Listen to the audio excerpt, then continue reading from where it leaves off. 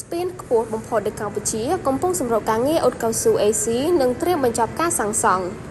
ស្ពានលេខ28ដែលជាស្ពានខ្ពស់ជាងគេនៅកម្ពុជាស្ថិតក្នុងគម្រោងផ្លូវជាតិលេខ10កំពុងសម្រុកការងារអ៊ុតកៅស៊ូ AC និងត្រៀមបញ្ចប់ការសាងសង់ទាំងស្រុងនាពេលឆាប់ៗខាងមុខនេះបើតាមការឲ្យដឹងពីអ្នកនាំពាក្យក្រសួងសាធារណការនិងដឹកជញ្ជូនលោកផនរឹមស្ពានដែលមានកម្ពស់90ម៉ែត្រប្រវែងសរុប532ម៉ែត្រនិងទទឹង10ម៉ែត្រនេះសណ្ដុកខ្លួនឆ្លងកាត់ស្ទឹងឫស្សីជ្រុំស្ថិតនៅភូមិឆាយលូ